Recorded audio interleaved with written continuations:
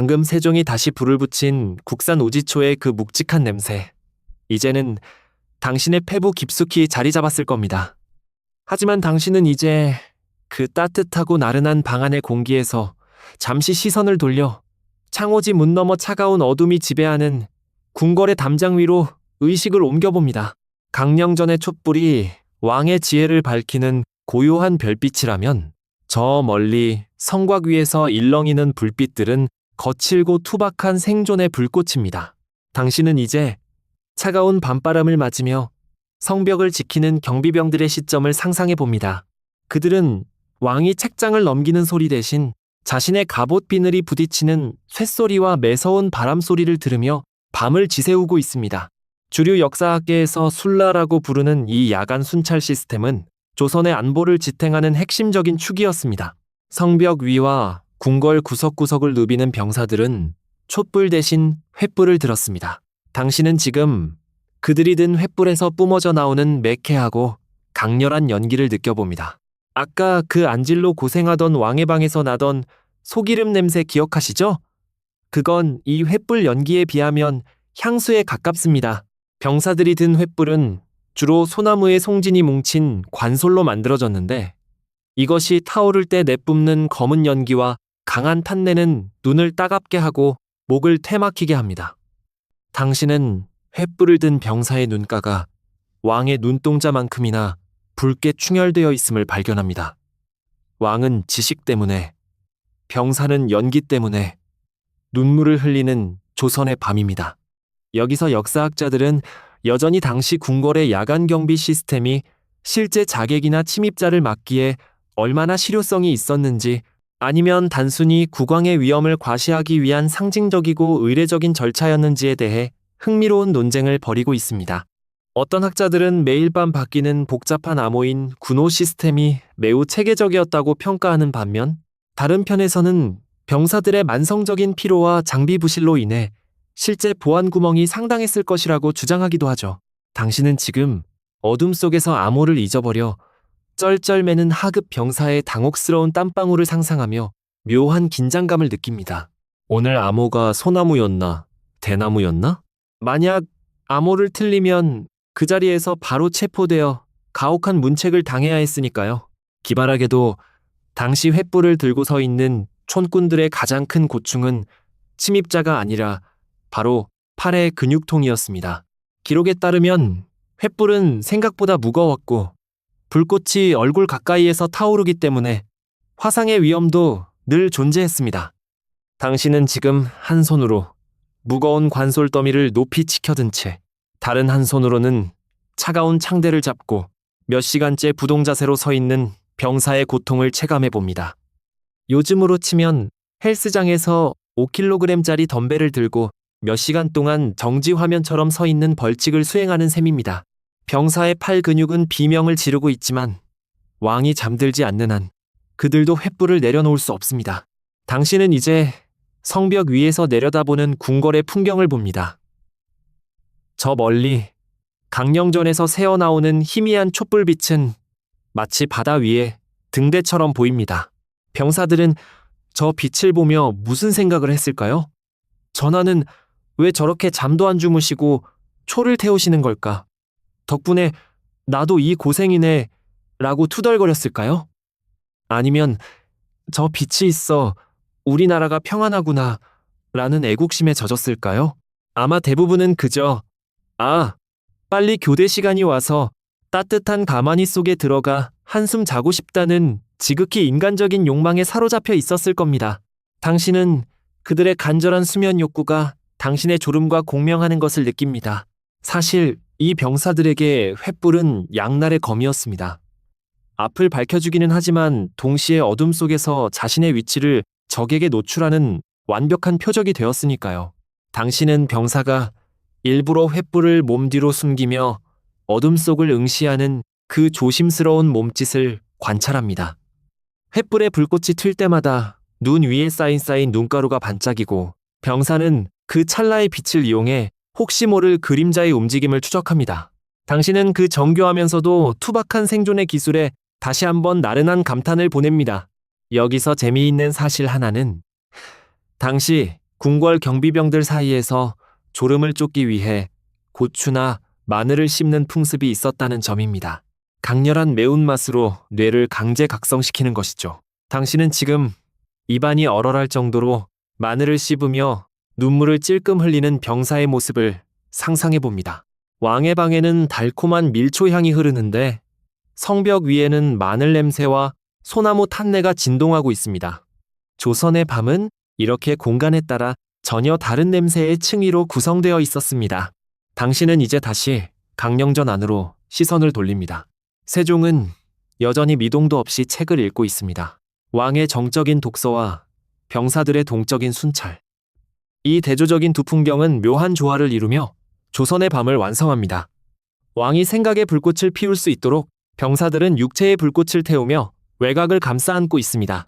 당신은 그 거대한 보호의 막 안에서 안도감을 느끼며 다시 한번 무거워지는 눈꺼풀을 감아봅니다. 성벽 위를 걷는 병사의 가죽 장화가 얼어붙은 바닥을 밟는 소리, 뽀드득, 뽀드득. 그 소리는 아까 들었던 내시의 가위질 소리보다 훨씬 거칠지만 규칙적인 리듬만큼은 같습니다. 당신은 그 발소리를 자장가 삼아 조선의 가장 차갑고도 뜨거운 밤에 경계선을 따라 걷습니다. 관솔 횃불의 붉은 빛이 당신의 감긴 눈꺼풀 너머로 잔상을 남기고 당신은 그 빛의 궤적을 쫓아 더 깊은 무의식의 숲으로 들어갑니다.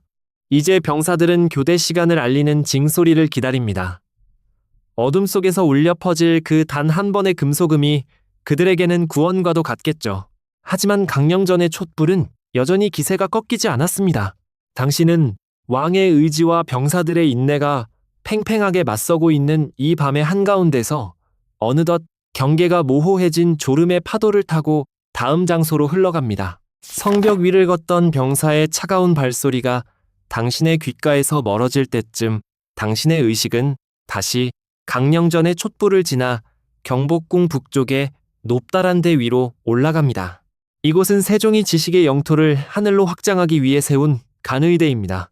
아까 그 횃불의 붉은 연기와 매캐한 탄내 기억하시죠? 여기서는 그 모든 자극이 허락되지 않습니다. 하늘의 별을 읽어야 하는 관천의 밤. 빛은 지혜의 도구인 동시에 가장 큰 방해꾼이기 때문입니다. 당신은 이제 간이대 위에서 차가운 구리기구들을 만지작거리는 서운관 관리들의 숨소리를 듣습니다. 그들은 지금 세종의 특명을 받아 조선만의 독자적인 시간을 계산하기 위해 우주의 지도를 그리고 있습니다. 주류 역사학계에서 익히 알려진 바와 같이 세종은 조선의 독자적인 역법인 칠정산을 완성하기 위해 천문 관측에 엄청난 공을 들였습니다. 중국의 시간이 아닌 조선의 한양을 기준으로 해와 달, 그리고 5행성의 움직임을 계산하려 했던 것이죠. 당신은 지금 관리들이 가네라고 불리는 거대한 천문 관측기구 앞에 서 있는 모습을 봅니다. 이 정교한 청동기구는 달빛을 받아 차갑고 푸른 광택을 내뿜고 있습니다. 당신의 손가락이 그 차가운 금속 표면에 닿을 때 600년 전 우주의 질서를 파헤치려 했던 이들의 집념이 소름 돋는 냉기로 전해져 옵니다. 여기서 역사학자들은 여전히 세종이 간이대를 이토록 거대하고 화려하게 만든 이유가 순수한 과학적 탐구 때문이었는지 아니면 하늘의 명을 받은 국왕으로서의 정통성을 과시하기 위한 고도의 정치적 장치였는지에 대해 치열하게 논쟁 중입니다. 어떤 학자들은 별의 위치를 정확히 아는 것이 곧 하늘의 뜻을 읽는 군주의 도덕적 완성을 의미했다고 주장합니다. 반면 실용적인 관점의 학자들은 당시 농업국가였던 조선에서 정확한 절기를 파악하는 것이야말로 민생을 위한 최우선 과제였다고 반박하죠. 당신은 밤하늘의 북극성을 응시하며 저 멀리 떨어진 별빛이 어떻게 한 왕국의 통치 철학이 될 수 있는지 묘한 의문에 빠져듭니다. 기발하게도 간해대 위에서 작업하던 관리들에게 가장 큰 적은 자객도 호랑이도 아닌 바로 빛공해였습니다. 15세기의 빛공해라니 의아하시겠지만 별의 미세한 위치를 측정하기 위해 기록지에 글을 써야 하는 관리들에게 촛불은 필수적이면서도 치명적이었습니다. 촛불이 너무 밝으면 눈의 동공이 작아져 어두운 별이 보이지 않았고 촛불이 너무 약하면 기록을 할 수 없었죠. 당신은 지금 관리들이 아주 작은 등잔불 하나를 두꺼운 종이로 가려가며 마치 도둑질이라도 하듯 조심스럽게 별의 위치를 숫자로 옮겨 적는 장면을 목격합니다. 요즘으로 치면 극장에서 영화를 보며 스마트폰 화면 밝기를 최저로 낮춘 채 메모를 하는 사람의 간절함과 비슷할까요? 당신은 이제 서운관 관리가 든 등잔에 아주 작은 불꽃을 봅니다. 아까 그 세종의 방을 밝히던 화려한 밀초 향기와는 거리가 뗍니다. 여기서는 그저 심지 끝에 간신히 매달린 눈물 같은 불빛이 전부입니다. 바람이 불 때마다 불꽃은 꺼질 듯 말 듯 춤을 추고 관리는 자신의 옷자락으로 그 귀한 불빛을 감싸 안습니다.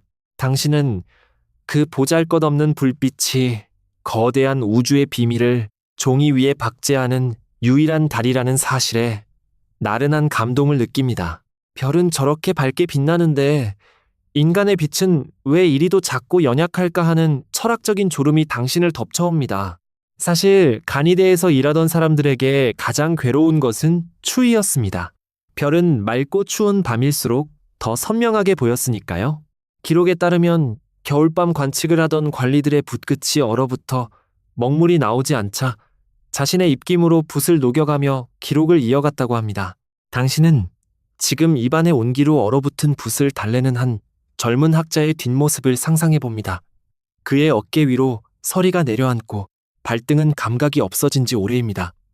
하지만 그가 바라보는 혼천의 안에는 우주의 조화가 완벽하게 돌아가고 있습니다. 당신은 그 고통스러운 열정에 전염되어 잠시 눈을 감고 우주의 회전 소리를 들어보려 애씁니다. 여기서 재미있는 비주류 정보 하나.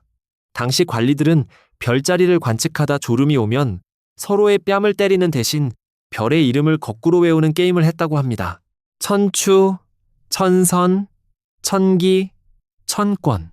북두칠성의 이름을 거꾸로 외우다 보면 뇌가 자극되어 잠이 깬다는 논리였죠. 당신은 지금 밤하늘 아래에서 속삭이듯 별 이름을 거꾸로 읊조리는 두 남자의 기묘한 대화를 상상하며 실소를 금치 못합니다. 조선의 엘리트들이 캄캄한 대 위에서 벌이는 이 별 이름 거꾸로 말하기는 600년 전에 가장 고상하면서도 처절한 수면 방지 대책이었습니다. 당신은 이제 다시 강령전 쪽을 바라봅니다. 간이대에서 내려다보는 왕의 침전은 여전히 촛불의 노란 빛을 머금고 있습니다. 왕은 아래에서 인간의 질서를 고민하고 신하들은 위에서 하늘의 질서를 기록합니다. 이 두 빛의 교신이 바로 조선이라는 나라의 좌표를 결정하고 있었습니다. 당신은 그 좌표의 한가운데서 자신의 몸이 아주 가벼워져 별들 사이를 유영하는 듯한 착각에 빠집니다.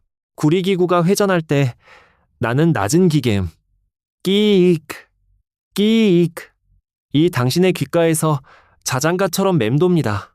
아까 그 칠정산 이야기 기억하세요? 세종은 이 계산이 틀렸을 때 담당 관리를 엄하게 꾸짖는 대신 어디가 틀렸는지 다시 계산해보라며 무한한 기회를 주었습니다. 세종에게 별은 정복해야 할 대상이 아니라 이해해야 할 백성이었던 셈입니다. 당신은 이제 관측 기구 옆에 놓인 기록지를 봅니다. 깨알같이 적힌 숫자들 위로 밤이슬이 내려앉아 먹물이 살짝 번져 있습니다. 그 번진 자국조차 하나의 성운처럼 보여 당신은 그 숫자들의 바닷속으로 천천히 빠져들어갑니다. 이제 간이대 위의 등잔불이 수명을 다해 가물거립니다. 관리는 익숙한 손놀림으로 기름을 보충하려 하지만 잠시 멈추고 밤하늘을 올려다봅니다. 이제 곧 새벽의 전령인 샛별이 뜰 시간입니다. 당신은 그 가장 밝은 별빛이 당신의 눈꺼풀 안쪽으로 스며드는 것을 느끼며 차가운 청동의 촉감을 마지막으로 기억 속에 저장합니다. 하늘의 시간과 땅의 시간이 만나는 이 고요한 접점에서 당신의 졸음은 우주의 크기만큼이나 거대하고 평온해집니다. 조선의 밤은 별빛과 촛불의 섬세한 간섭 속에서 이렇게 깊어만 갑니다. 당신은 이제 간이대 계단을 내려와 다시 왕의 촛불이 기다리는 따뜻한 방 안으로 발걸음을 옮깁니다. 별들이 수놓은 검은 비단 같은 하늘을 뒤로 한 채 당신은 다시 한번 밀려오는 졸음의 파도에 몸을 맡깁니다. 간이대의 그 서늘한 별빛과 차가운 청동의 촉감이 아직 손끝에 머물러 있는 것 같지만 당신은 이제 다시 강령전의 따뜻하고 묵직한 공기 속으로 돌아왔습니다. 세종의 서한 위촉불은 아까보다 훨씬 짧아져 있습니다. 처음에는 꼿꼿했던 초의 몸통이 이제는 마치 고뇌하는 철학자의 허리처럼 구부정해졌고 그 옆으로는 녹아내린 촌농들이 겹겹이 쌓여 기묘한 풍경을 만들어내고 있습니다. 당신은 그 흘러내린 촌농의 모양을 가만히 응시합니다. 어떤 것은 얼어붙은 폭포 같기도 하고 어떤 것은 아주 작은 눈 덮인 산맥처럼 보입니다. 당신은 이 방 안에서 시간이 흐르는 유일한 증거가 바로 저 녹아내리는 액체의 속도라는 사실을 깨닫습니다. 주류 역사학계에서 익히 알려진 대로 세종은 시간에 대해 거의 집착에 가까운 열정을 보인 군주였습니다. 그는 단순히 지금이 몇 시인가를 아는 것을 넘어 조선의 하늘 아래에서 시간이 어떻게 흘러가는지 그 법칙을 규명하려 했죠. 자경루나 앙부일구 같은 거창한 발명품들이 그 증거입니다. 하지만 지금 이 고요한 침전 안에서 왕의 시간을 재는 것은 그런 거창한 기구들이 아닙니다. 바로 당신 눈앞에서 조금씩, 아주 조금씩 흘러내려 굳어가는 저 촌농입니다. 당신은 촌농 한 방울이 초의 몸통을 타고 천천히 굴러내려와 바닥에 닿는 그 찰나의 순간을 지켜봅니다. 그 한 방울이 떨어질 때마다 조선의 밤은 그만큼 소모되고 있습니다. 기발하게도 당시 조선 사람들은 초의 일정한 간격으로 금을 그어 시간을 측정하는 촉시를 사용하기도 했습니다. 불꽃이 그 금에 닿을 때마다 1시간이 지났음을 알게 되는 것이죠. 당신은 지금 세종의 초에도 눈에 보이지 않는 마음의 금이 그어져 있는 것은 아닌지 상상해 봅니다. 이 한마디가 다 타기 전까지는 이 장을 끝내야겠다는 결심 같은 것 말이죠. 요즘으로 치면 스마트폰 상단바에 줄어드는 배터리 잔량을 보며 작업을 서두르는 프리랜서의 심정과 비슷할까요? 하지만 세종의 배터리는 전기 에너지가 아니라 자신의 눈과 체력을 연료로 태우는 것이기에 훨씬 더 비장합니다. 여기서 역사학자들은 여전히 궁궐 내부의 밀실에서 촛불의 연소 속도가 외부 기온이나 습도에 따라 얼마나 변했는지, 그것이 실제 시간 측정의 오차로 얼마나 이어졌을지에 대해 치열하게 논쟁 중입니다. 어떤 학자들은 초의 길이가 줄어드는 속도가 생각보다 불규칙했기 때문에 왕의 독서 시간을 규제하는 용도로는 부적합했을 것이라고 주장합니다. 반면 다른 편에서는 세종처럼 정밀함을 추구하는 군주라면 초의 재료와 심지의 굵기까지 표준화하여 오차를 최소화했을 것이라고 반박하죠. 당신은 그 학술적 논쟁의 한가운데서 다시 한번 내시가 다듬고 간 심지를 봅니다. 아까 그 섹션 6의 내시 기억나세요? 그의 정교한 가위질은 사실 왕의 시간을 칼같이 맞추는 행위이기도 했습니다. 당신은 이제 촛대 주변의 산더미처럼 쌓인 촌농 덩어리를 손가락으로 살짝 만져보고 싶은 충동을 느낍니다. 하지만 조심하세요. 겉은 굳어 보여도 그 안에는 아직 왕의 열정만큼이나 뜨거운 액체가 숨어 있을지 모르니까요. 촌농이 쌓이는 모양은 세종의 독서 리듬과 묘하게 닮아 있습니다. 집중력이 높아져 숨소리조차 잦아들 때는 촛불이 고요하게 타올라 촌농이 얇고 평평하게 쌓이지만 왕이 깊은 고민에 빠져 한숨을 내쉬거나 몸을 뒤척일 때면 촛불이 크게 흔들리며 촌농이 불규칙하고 굵게 흘러내립니다. 당신은 촌농의 흔적을 보며 왕의 마음속 날씨를 읽어냅니다. 조금 전에는 전하께서 꽤나 어려운 대목을 지나오셨나 보구나 하고 말이죠. 사실 조선의 밤을 지키던 사람들에게 시간은 소리로 전달되었습니다. 멀리서 들려오는 종소리와 북소리, 그리고 아까 그 섹션 8의 병사들이 횃불 아래서 기다리던 징소리 같은 것들 말이죠. 하지만 이 방 안에서 세종은 시각적인 소멸을 통해 시간을 체감합니다. 초가 낮아질수록 왕의 고개는 서안에 더 가까워지고 그림자는 벽면을 따라 더 길게 늘어집니다. 당신은 그 길어지는 그림자가 마치 왕의 수명을 야금야금 갉아먹는 그림자 괴물처럼 보여 잠시 섬뜩한 기분이 들기도 합니다. 하지만 이내 그늘진 곳에서 꾸벅거리는 자신을 발견하고는 쓴 웃음을 짓습니다. 여기서 재미있는 비주류 사실 하나는 당시 궁녀들이나 하급 관원들 사이에서 이 흘러내린 촌농의 모양으로 운세를 점치는 놀이가 유행했다는 점입니다. 굳어진 모양이 나비 같으면 좋은 소식이 오고 뱀 같으면 구설에 휘말린다는 식이죠. 당신은 지금 세종의 촛대 옆에 굳어진 저 거대한 덩어리가 어떤 모양인지 가늠해 봅니다. 그것은 언뜻 보면 거북이 같기도 하고 어찌 보면 조선의 팔도 강산 지도처럼 보이기도 합니다. 왕의 시간을 희생해 쌓아 올린 저 촌농의 지도가 곧 조선의 미래가 되는 것 아닐까요? 당신은 그런 몽상적인 생각을 하며 다시 한번 나른한 졸음의 댐으로 발을 들입니다. 당신은 이제 서한 옆에 놓인 작은 물시계의 물방울 소리에 귀를 기울여 봅니다. 톡, 톡. 그 규칙적인 소리는 촌농이 흐르는 불규칙한 속도와 묘한 대조를 이룹니다. 기계적인 시간과 유기적인 시간의 충돌. 세종은 이 두 종류의 시간 사이에서 균형을 잡으려 애썼습니다. 그는 백성들에게는 자경루의 정확한 시간을 선물하려 했지만 자신에게는 촛불이 허락하는 유한하고 처절한 시간을 부여했습니다. 당신은 그 이중적인 시간의 무게가 강령전의 공기를 얼마나 무겁게 누르고 있는지 체감합니다. 아까 그 섹션 2의 우지초 냄새 기억하시죠? 초가 짧아질수록 그 기름진 누린내는 더욱 농밀해집니다. 이제 그 냄새는 단순한 악취가 아니라 시간이 타버리고 남은 잔해의 향기처럼 느껴집니다. 당신은 그 향기를 자장가 삼아 심호흡을 합니다.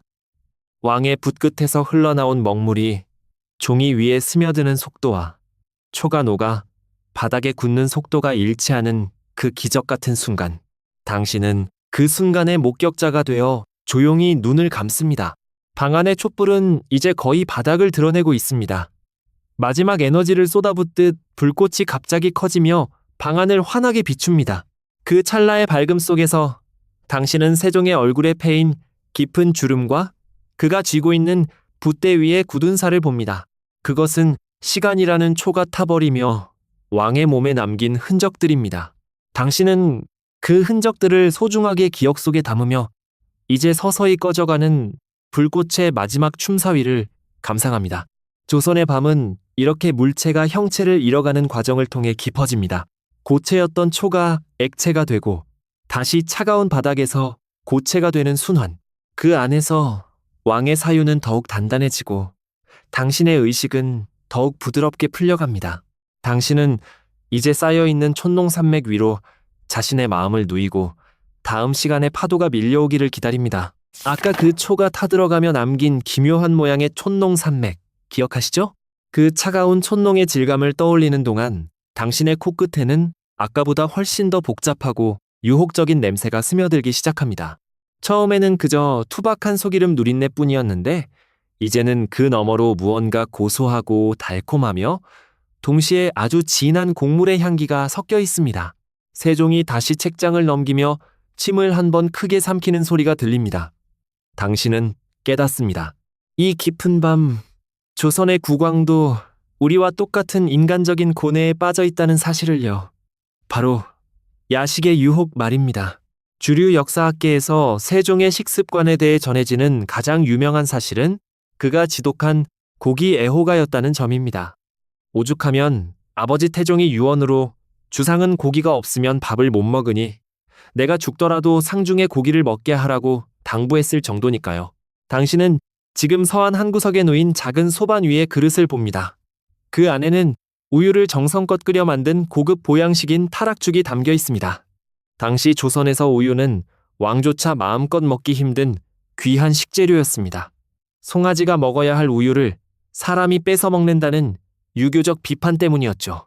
하지만 지금 이 새벽 눈이 침침해질 정도로 공부에 몰두하는 왕에게 이 타락죽 한 그릇은 단순한 음식이 아니라 지적인 노동을 지탱하는 유일한 연료입니다. 여기서 역사학자들은 여전히 세종의 이 지독한 육식 습관과 대식가로서의 면모가 그의 천재성을 뒷받침하는 에너지원이었는지 아니면 단순히 그를 조기 사망과 각종 질병으로 몰아넣은 비극적인 원인이었는지에 대해 치열하게 논쟁 중입니다. 어떤 학자들은 그가 겪은 스트레스의 양을 고려할 때 고칼로리 식단은 필연적인 선택이었다고 옹호합니다. 반면 다른 편에서는 그가 조금만 더 채식 위주의 식단을 유지하며 운동을 병행했다면 훈민정음 이후에 더 놀라운 업적들을 남겼을 것이라며 안타까워하죠. 당신은 지금 죽그릇을 비우고 입가에 묻은 하얀 흔적을 닦아내는 왕의 모습을 보며 천재군주의 건강관리 비결이 현대의 관점에서는 최악의 식단이었다는 사실에 묘한 아이러니를 느낍니다. 기발하게도 당시 궁궐의 주방인 수라간 나인들에게 세종의 야식 시간은 공포의 시간이나 다름없었습니다. 왕이 언제 책을 덮고 배고프다고 할지 알 수 없었기에 그들은 밤새 불을 꺼뜨리지 않고 대기해야 했죠. 당신은 지금 수라간 아궁이 앞에 쪼그리고 앉아 꾸벅꾸벅 졸다가 왕의 전갈이 오자마자 허둥지둥 죽을 젓는 한 어린 나인의 모습을 상상해봅니다. 요즘으로 치면 새벽 3시에 나 지금 배고픈데 5분 안에 파스타 해와 라고 요구하는 까다로운 상사를 둔 셈입니다. 하지만 나인은 불평 대신 죽이 눌어붙지 않게 나무 주걱을 느릿하게 휘젓습니다. 그 주걱이 솥 바닥을 긁는 슥슥 소리는 강령전에서 왕이 책장을 넘기는 소리와 묘하게 공명하며 조선의 밤을 연주합니다. 당신은 이제 세종이 타락죽 한 숟가락을 천천히 입에 넣는 과정을 지켜봅니다. 따뜻한 죽이 목구멍을 타고 내려갈 때 그의 굽은 어깨가 아주 잠시 펴집니다. 당신은 문득 배달앱도 없고 편의점도 없던 15세기에 이 정도의 야식을 즐길 수 있다는 것이 얼마나 큰 권력이자 책임인지 생각하게 됩니다. 왕이 한 입 먹을 때마다 백성들이 키운 소의 우유와 귀한 쌀이 소모되고 있습니다. 세종은 그 무게를 알기에 죽 한 그릇을 비우고 나면 죄책감을 씻어내기라도 하듯 더 매섭게 책 속으로 파고듭니다. 당신은 왕의 먹방이 즐거움이 아니라 일종의 결연한 의식처럼 보여 다시 한번 졸음 섞인 경외감을 느낍니다.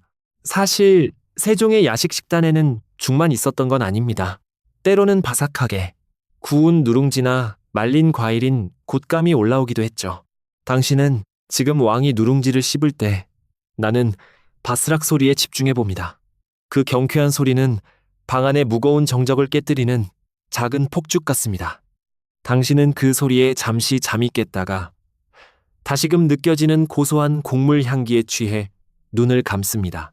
600년 전의 누룽지 향기는 지금 우리가 먹는 그것과 크게 다르지 않았을 겁니다.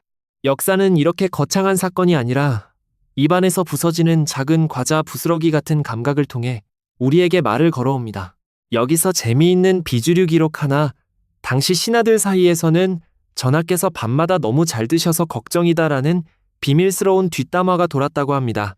특히 세종의 비만체형은 신하들에게 훌륭한 잔소리 소재였죠. 전하, 옥체가 너무 무거워지시면 종묘사직에 해롭사오니 고기를 줄이소서 라는 상소문이 올라올 때마다 세종은 알았노라 라고 답하고는 그날 밤 다시 수육을 찾았을지도 모릅니다. 당신은 지금 신하의 상소문을 읽으며 옆에 놓인 고깃점을 슬쩍 집어먹는 왕의 익살스러운 반항기를 상상하며 미소 짓습니다. 천하의 세종대왕도 식탐 앞에서만큼은 고집센 어린아이 같았으니까요. 당신은 이제 빈 그릇을 치우러 들어온 내시의 손길을 봅니다. 아까 그 섹션 육에 가위질하던 내시 기억나시죠? 그는 이제 촛불 대신 빈 그릇을 챙겨 나갑니다. 그릇과 쟁반이 부딪히는 달그랑 소리가 복도를 따라 멀어집니다. 방 안은 다시 음식 냄새와 소기름 냄새가 뒤섞인 묘한 공기만 남았습니다. 배가 부르면 졸음이 오는 것은 만고의 진리죠. 세종의 눈꺼풀도 아까보다 훨씬 더 무거워 보입니다. 하지만 그는 자신의 뺨을 가볍게 치며 다시 붓을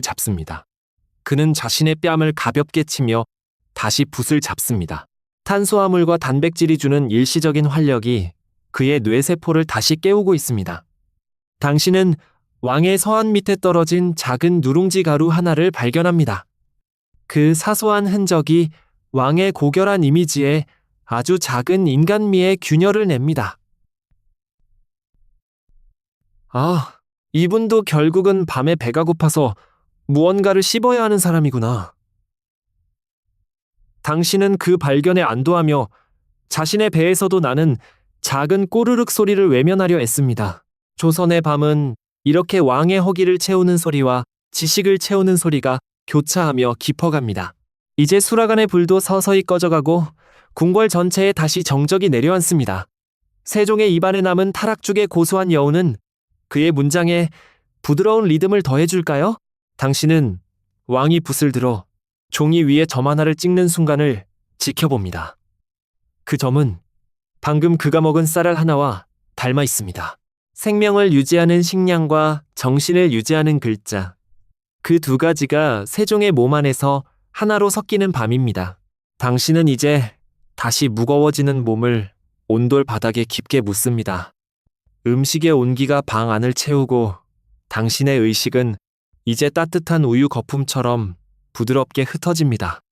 세종은 다시 새로운 장을 읽기 시작하고 당신은 그 규칙적인 책장 소리를 자장가 삼아 다음 이야기의 문턱을 넘습니다. 아까 그 입안 가득 퍼지던 고소한 타락죽의 여운과 왕의 작은 누룽지 조각. 아직 기억 속에 맴돌고 있나요? 이제 당신의 시선은 배를 채운 왕의 만족스러운 한숨을 지나 그 모든 고뇌와 식사를 묵묵히 지탱하고 있는 또 하나의 주인공에게로 향합니다. 바로 세종의 서한 위에서 촛불을 받들고 있는 촛대입니다. 당신은 지금까지 불꽃과 향기, 그리고 촛농에 집중해왔지만 정작 그 모든 빛의 드라마가 가능하도록 설계된 이 정교한 청동 구조물을 자세히 본 적은 없을 겁니다. 당신은 이제 손을 뻗어 차가운 젯쇠의 감촉을 느껴봅니다.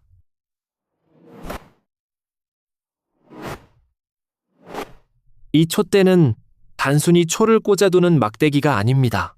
15세기의 광학기술과 인체공학이 집약된 당시로서는 가장 앞선 데스크테리어의 정점이죠. 주류 역사학계에서 확인된 바에 따르면 조선 왕실에서 사용하던 촛대는 대개 구리와 아연을 섞은 채쇠로 제작되었습니다. 특히 지금 당신이 보고 있는 촛대는 광명등이라 불리는 형태인데 여기에는 아주 특별한 장치가 달려 있습니다. 바로 불꽃 뒤편에 세워진 부채 모양의 반사판인 휘미입니다. 당신은 이 휘미의 매끄러운 표면이 촛불의 빛을 한데 모아 왕이 읽고 있는 책장 위로 집중시키는 광경을 목격합니다. 요즘으로 치면 고성능 LED 스탠드의 반사각과 같은 역할을 하는 셈이죠. 세종처럼 안질이 심한 사람에게 이 휘미는 단순히 장식이 아니라 흩어지는 빛 한 조각까지 끌어모아 시력을 보조해주는 절박한 생존 도구였습니다. 여기서 역사학자들은 여전히 조선 초기 촛대의 높이와 설계가 실제 사용자의 앉은 키와 독서 자세에 맞춰 어느 정도로 표준화되었는지에 대해 흥미로운 논쟁을 벌이고 있습니다. 어떤 학자들은 궁중 유물들의 치수를 분석했을 때 왕의 시선이 닿는 최적의 각도를 계산한 고도의 설계 지침이 존재했을 것이라고 주장합니다. 반면 다른 편에서는 장인마다 고유한 미적 감각에 따라 형태가 달랐으며 오히려 풍수지리적 상징성이 기능성보다 앞섰을 것이라고 반박하기도 하죠. 당신은 지금 촛대의 높이를 조절하는 작은 나사를 만지작거리며 600년 전의 장인이 왕의 시력을 위해 얼마나 많은 밤을 지새우며 이 각도를 계산했을지 상상해 봅니다. 기발하게도 당시 촛대의 바닥 부분은 매우 넓고 묵직하게 설계되었습니다. 아까 그 섹션 6에서 무릎으로 기어다니던 넷이 기억하시죠? 누군가 실수로 옷자락을 휘둘러 촛대를 치더라도 결코 넘어지지 않게 하기 위함입니다. 만약 강령전 한복판에서 촛대가 넘어져 화재라도 난다면 그건 단순히 가구 하나 태우는 문제가 아니라 조선의 심장부를 태워먹는 대참사가 될 테니까요. 당신은 촛대의 묵직한 무게중심을 느끼며 이건 거의 오뚜기 수준이네 라고 생각하며 피식 웃음이 터질지도 모릅니다. 현대의 가벼운 이케아 램프와는 비교도 안 될 정도의 중량감이 당신의 손목에 묵직하게 전달됩니다. 당신은 이제 촛대 기둥을 타고 흐르는 정교한 조각을 관찰합니다. 거북이 모양의 받침대는 장수를 상징하고 기둥을 감싸고 올라가는 대나무 무늬는 선비의 절개를 의미하죠. 하지만 이 화려함 뒤에는 아주 실용적인 비밀이 하나 더 숨어 있습니다. 바로 심지 가위를 걸어두는 작은 고리입니다. 아까 내시가 들고 있던 그 은가위, 평소에는 이 촛대 기둥에 얌전히 걸려 있었습니다. 당신은 그 고리를 손가락으로 튕겨봅니다. 팅! 하는 맑은 금속금이 정적을 깨뜨리고 세종은 그 소리에 잠시 고개를 들어 당신 쪽을 바라보는 듯합니다. 하지만 이내 다시 책으로 시선을 돌리죠. 팅! 촛대는 왕과 그의 도구들 사이에서 완벽한 질서를 유지해주는 안방마님 같은 존재입니다. 사실 당신이 지금 보고 있는 이 촛대의 휘미는 기름때와 그을음으로 인해 조금 얼룩져 있습니다. 내시들이 매일 아침 재를 섞은 지프로 닦아내지만 밤새 타오르는 우지초의 위력을 이겨내기란 쉽지 않죠. 당신은 그 얼룩진 반사판을 보며 묘한 동질감을 느낍니다. 완벽해 보이려 애쓰지만 삶의 흔적이 묻어나는 우리네 모습과 닮았다고 할까요? 세종도 가끔 저 얼룩에 비친 자신의 흐릿한 얼굴을 보며 나도 저 촛대처럼 타들어가고 있구나 라고 생각했을지도 모릅니다. 여기서 재미있는 비주류 정보 하나를 드리자면 당시 장인들 사이에서는 촛대 기둥 안에 자석을 넣으면 불꽃이 더 안정적으로 타오른다는 근거 없는 속설이 돌기도 했습니다. 물론 과학적인 근거는 없지만 그만큼 불꽃의 흔들림을 막고 싶어 했던 그들의 간절함이 엿보이는 대목이죠. 당신은 지금 촛대 주위를 맴도는 공기의 흐름을 느껴봅니다. 왕이 책장을 넘길 때 생기는 아주 미세한 바람에도 휘미는 방패처럼 불꽃을 보호합니다. 요즘의 짐벌 장치가 카메라의 흔들림을 잡는 것처럼 촛대는 빛의 흔들림을 필사적으로 방어하고 있습니다. 당신은 이제 다시 무거워지는 눈꺼풀을 이기지 못하고 촛대 받침대 옆에 머리를 기댑니다. 차가운 젠쇠의 기운이 관자놀이를 타고 전해지며 잠시 정신이 맑아지는 듯하지만 이내 방 안의 온기에 다시 녹아내립니다. 촛대에 새겨진 거북이 조각이 마치 살아 움직여 당신을 꿈속의 바다로 데려갈 것만 같습니다. 세종은 이제 촛대 옆에 놓인 새로운 초 한 자루를 집어듭니다. 촛대의 구멍에 초를 꽂을 때 나는 서걱하는 소리. 그 소리는 오늘 밤 당신이 듣는 가장 단단하고 정직한 소리입니다. 방 안의 그림자는 촛대의 구조에 따라 복잡한 기하학적 무늬를 벽에 그립니다. 휘미가 만들어내는 거대한 반원 모양의 그림자는 마치 강령전을 지키는 수호신의 날개처럼 보이죠? 당신은 그 날개 아래에서 보호받고 있다는 안도감을 느끼며 심호흡을 합니다. 빛을 만드는 것은 초이지만 그 빛의 방향을 결정하는 것은 촛대입니다. 조선의 정치가 왕의 의지에서 나온다면 그 의지가 백성에게 닿도록 경로를 조절하는 것은 바로 이 촛대 같은 시스템이었을 겁니다. 이제 촛불의 열기가 젯쇠 기둥을 타고 내려와 당신의 손가락 끝까지 미지근하게 전달됩니다. 금속이 머금은 온기는 생명력이 없는 물체조차 따뜻하게 느껴지게 하죠. 당신은 그 온기를 자장가 삼아 다시 한번 눈을 감습니다. 젯세 촛대는 밤새도록 뜨거운 불꽃을 품고도 묵묵히 제자리를 지키며 새벽이 올 때까지 왕의 서한을 떠나지 않을 것입니다.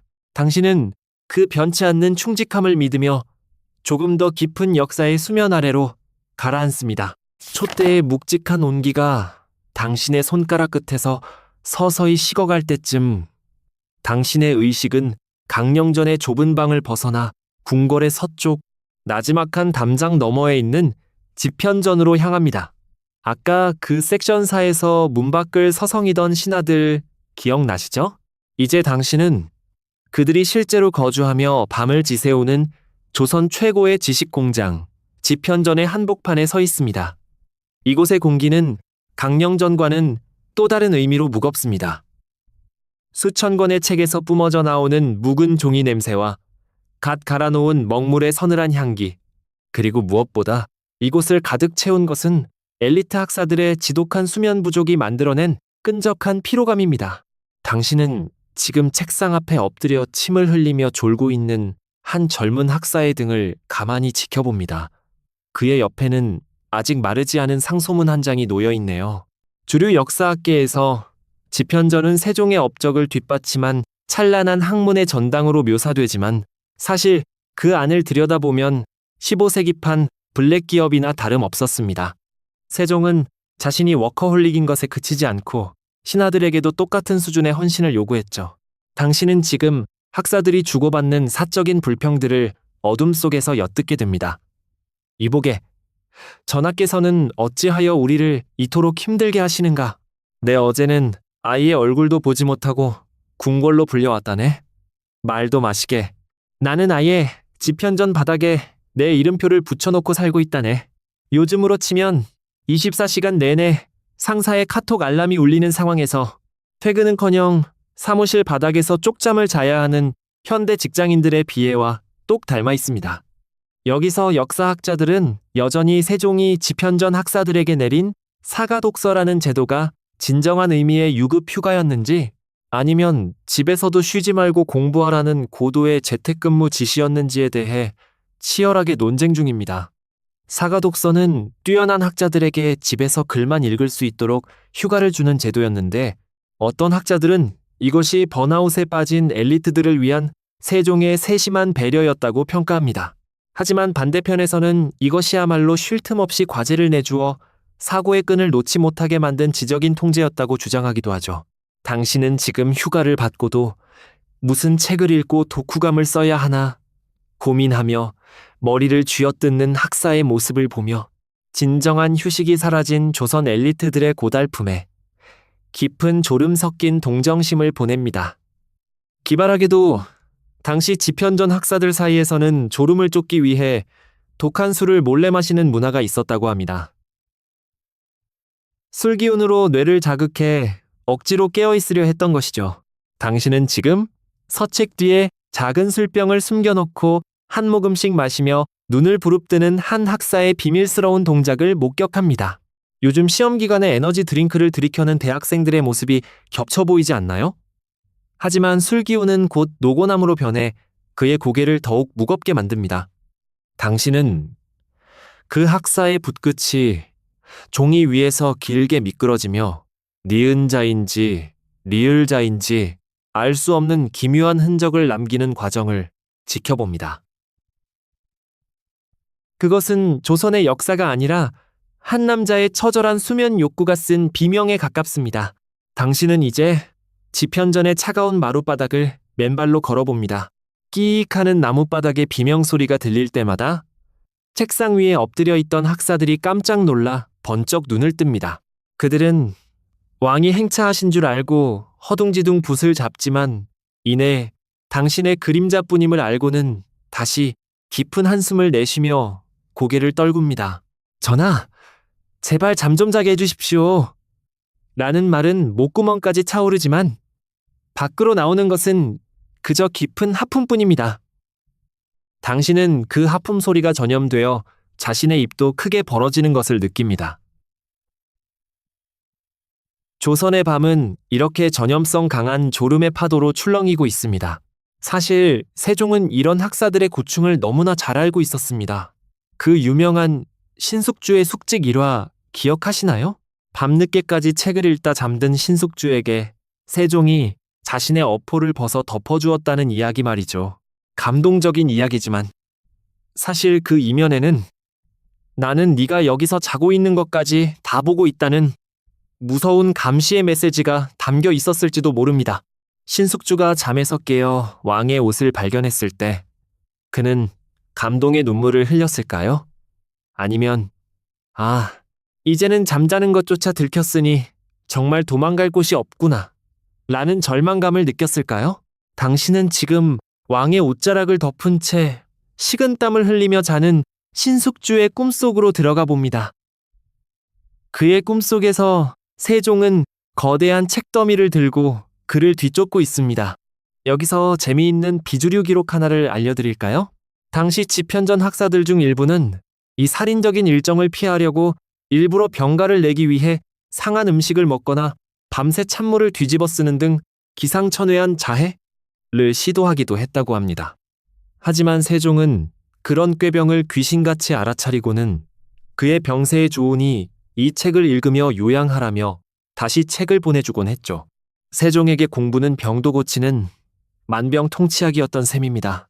당신은 지금 상한 굴을 먹고 배를 움켜쥔 채 왕이 보낸 두꺼운 자치통감을 펼쳐드는 비운의 학살을 상상하며 실소를 금치 못합니다. 조선의 엘리트가 된다는 것은 자신의 수면권과 건강권을 완전히 포기하는 일이었던 것입니다. 당신은 이제 다시 무거워지는 몸을 이끌고 지편전 창가에 기댑니다. 저 멀리 강령전에서 새어나오는 세종의 촛불은 여전합니다. 학사들은 저 불빛을 보며 무슨 생각을 했을까요? 우리 사장님은 오늘도 퇴근을 안 하시네. 라며 절망하는 야근 대기자들의 심정과 같았을 겁니다. 하지만 그 절망감 속에서도 그들은 붓을 놓지 않았습니다. 왕의 지독한 열정이 그들을 지치게 했지만 동시에 그들을 조선의 역사를 바꾸는 주역으로 성장시키고 있었으니까요. 당신은 그 고통스러운 성장의 냄새를 맡으며 다시 한번 깊은 졸음의 댐으로 발을 내디딥니다. 밤바람이 지편전에 열린 문틈으로 들어와 학사들의 등불을 흔듭니다. 흔들리는 불빛 속에 비친 그들의 얼굴은 하나같이 창백하고 수척합니다. 하지만 그들이 써내려가는 문장들은 그 어느 때보다 단단하고 빛납니다. 당신은 그 모순적인 풍경, 즉 육체의 쇠락과 정신의 찬란함이 교차하는 지점에서 조선의 진정한 힘을 발견합니다. 지루해. 정말 지루한 공부야. 라고 중얼거리면서도 그들은 다음 줄을 써내려갑니다. 당신은 그 규칙적인 붓소리를 자장가 삼아 조선 최고의 엘리트들이 겪었던 지독한 불면의 밤을 위로하며 조용히 눈을 감습니다. 이제 새벽을 알리는 첫 번째 닭 울음소리가 멀리서 들려올지도 모릅니다. 하지만 지편전의 촛불은 꺼질 줄 모릅니다. 학사들은 이제 눈을 비비며 새로운 종이를 꺼냅니다. 당신은 그들의 끝없는 노동과 지적인 투쟁을 등 뒤로 한 채 다시 왕의 촛불이 기다리는 고요한 방으로 천천히, 아주 천천히 걸음을 옮깁니다.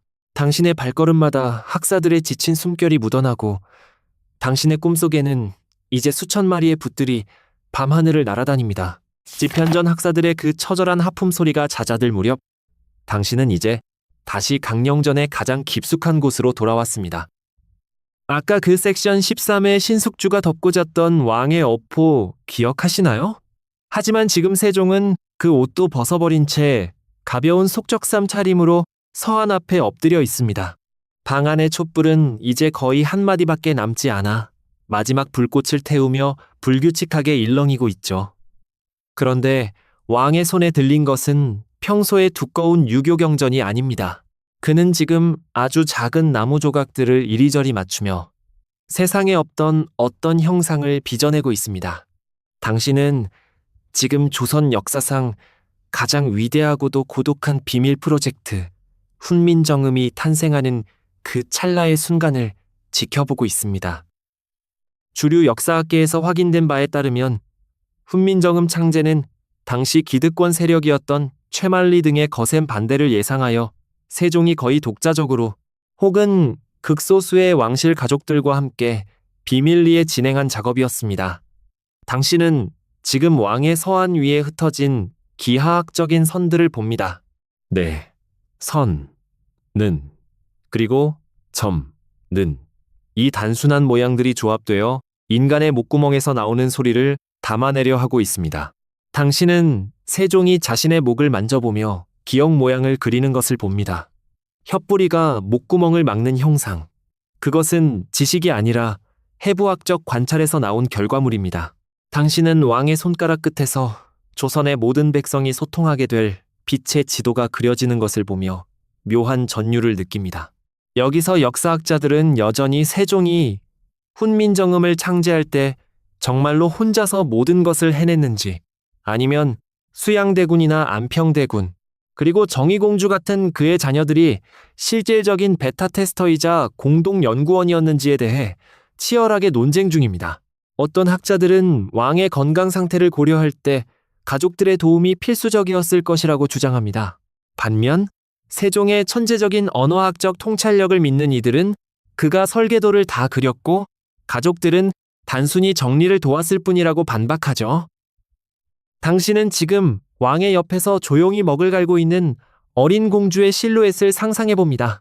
이 거대한 발명은 어쩌면 차가운 정치가 아니라 따뜻한 가족들의 야간 협업 작업이었을지도 모릅니다.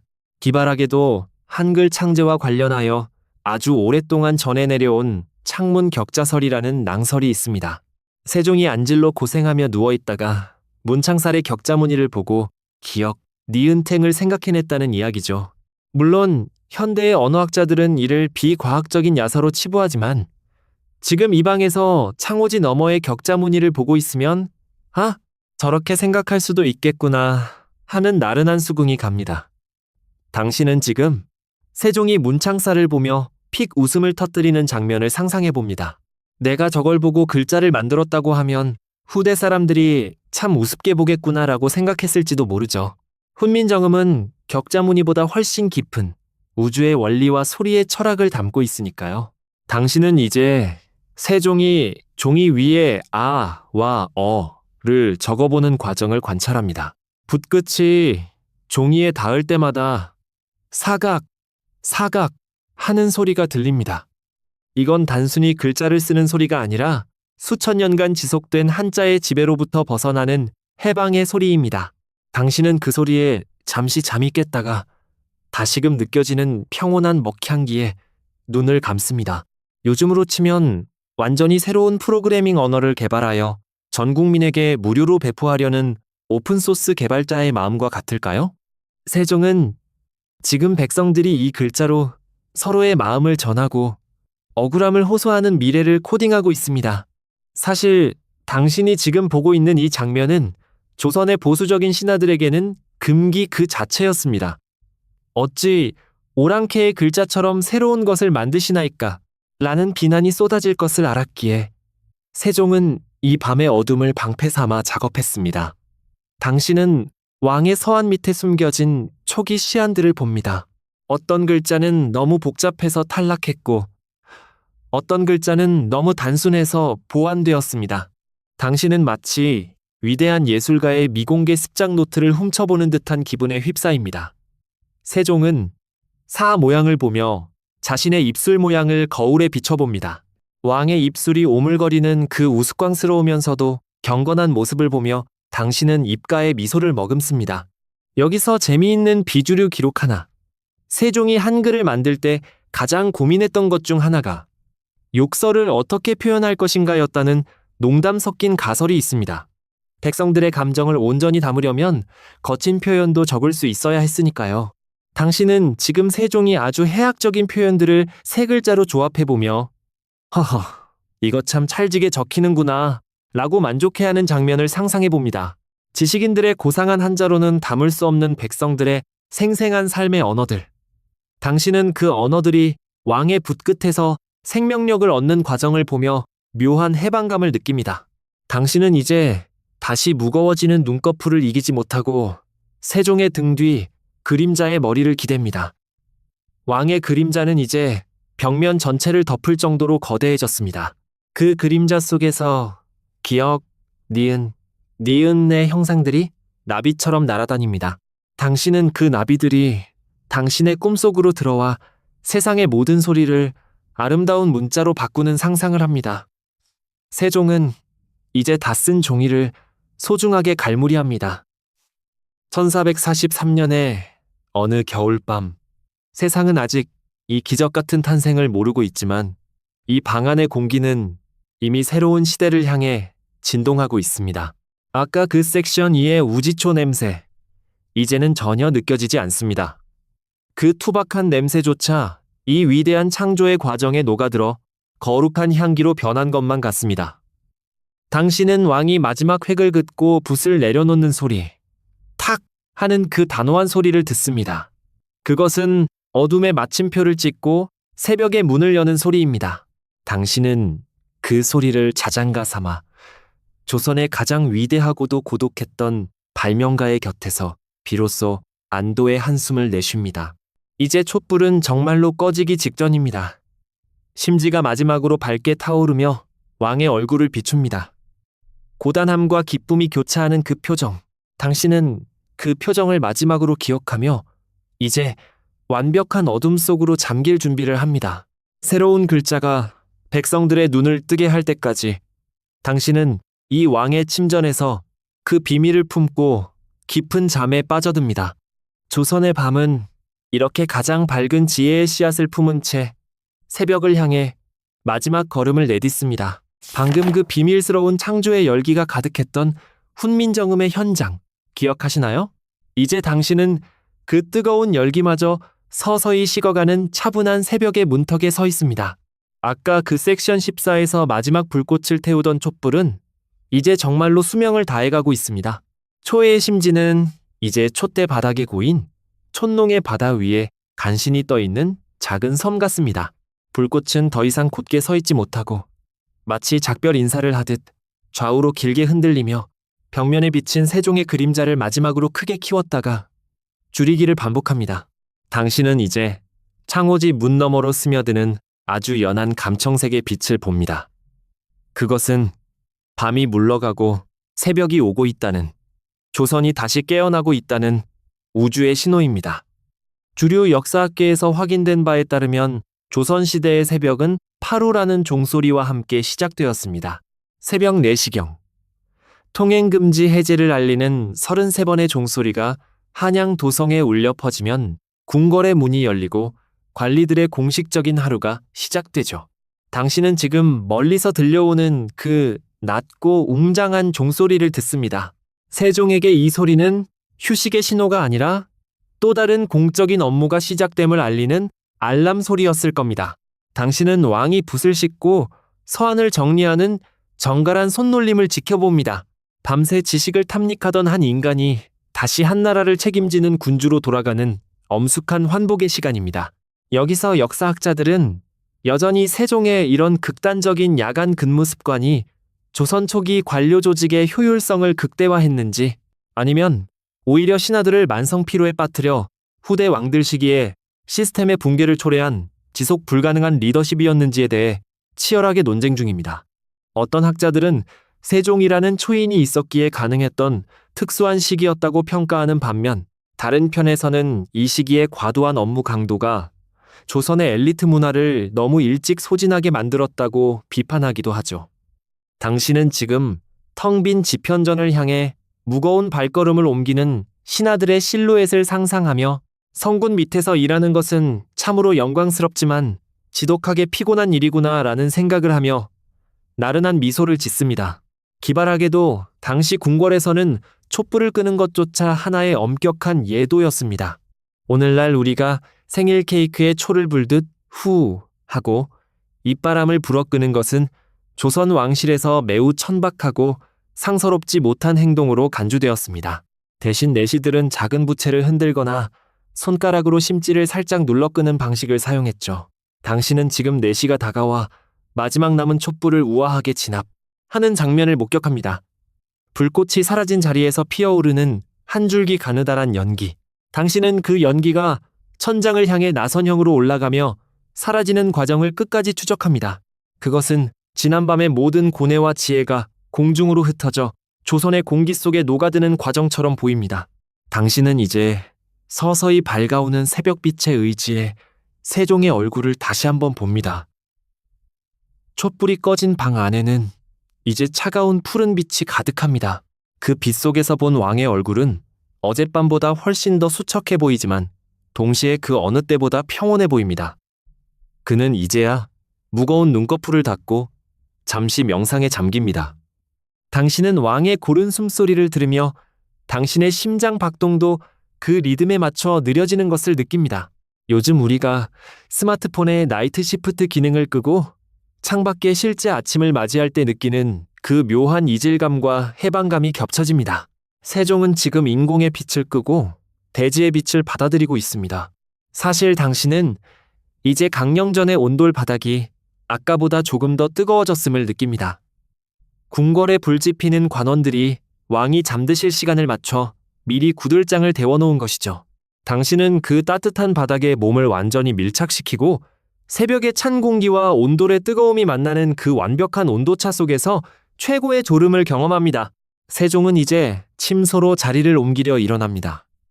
그의 무릎 관절에서 나는 작은 소리, 그리고 옷자락이 바닥에 쓸리는 소리, 당신은 그 모든 소리가 이제는 멀고 아득하게 들리기 시작합니다. 당신의 역할도 이제 거의 끝이 났습니다.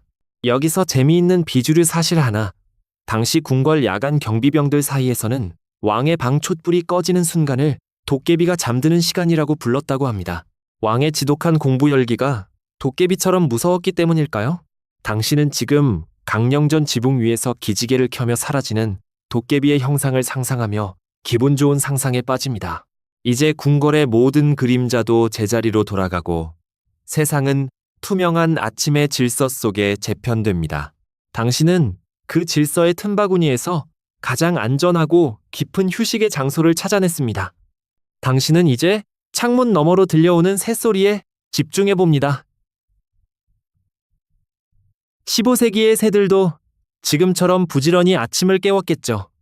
하지만 당신에게 그 소리는 잠을 깨우는 소리가 아니라 이제 안심하고 잠들어도 좋다고 다독여주는 자장가입니다. 세종은 침소의 비단 이불 속으로 몸을 묻었습니다. 왕이 잠들어야 비로소 조선의 밤이 완결됩니다. 당신은 그 완결된 서사의 마지막 페이지에 자신의 이름을 적어넣듯 무거워진 팔다리를 편안하게 뻗습니다. 아까 그 섹션 1의 강령전 공기 기억하시나요? 처음에는 낯설고 무거웠던 그 공간이 이제는 당신의 방처럼 아늑합니다.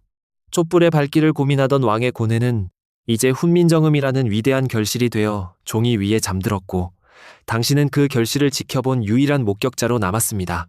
당신은 이제 자신의 의식이 푸른 새벽 안개처럼 흩어져 경복궁의 연못 위를 지나고 광화문의 담장을 넘어 더 넓은 무의식의 세계로 흘러가는 것을 느낍니다. 이제 정말로 모든 빛이 사라졌습니다.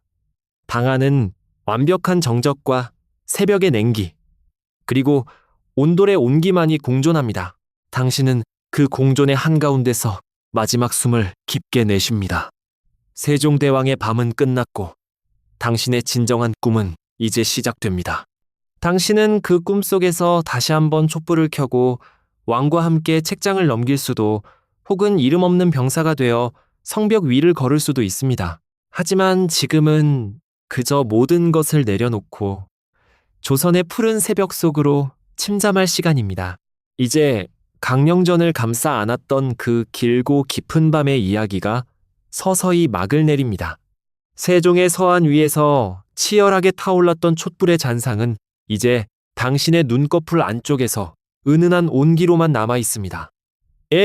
창밖의 푸른 새벽은 이제 우유빛깔 아침으로 변해가고 궁궐의 기와지붕 위로 내려앉았던 차가운 이슬은 햇살을 받아 보석처럼 반짝이기 시작합니다. 하지만 당신은 그 밝아오는 아침의 소란함과는 상관없이 아주 깊고 아득한 잠의 골짜기로 내려가고 있습니다. 왕의 고뇌와 신하들의 헌신, 그리고 촛불 하나를 밝히기 위해 존재했던 수많은 이름 없는 손길들이 이제는 당신의 꿈을 지키는 든든한 파수꾼이 되어줄 것입니다. 당신의 호흡은 이제 새벽 안개처럼 느릿하고 평온해지며 마음속에 남아있던 일상의 소소한 걱정들은 타버린 초심처럼 흔적도 없이 사라집니다. 당신은 이제 조선의 가장 위대한 왕이 누렸던 그 짧고도 달콤한 휴식의 무게를 온몸으로 느끼며 완벽한 평화 속으로 가라앉습니다. 어둠은 지혜를 낳았고 그 지혜는 이제 빛이 되어 세상을 비출 준비를 마쳤습니다. 당신은 그 빛의 시작을 함께한 소중한 동반자였습니다. 이제 아무런 걱정 없이 그 따뜻한 역사의 품 안에서 깊은 안식을 취하세요. 당신의 밤은 아름다웠고 당신의 잠은 그 무엇보다 깊고 고요할 것입니다. 그럼 좋은 꿈 꾸세요.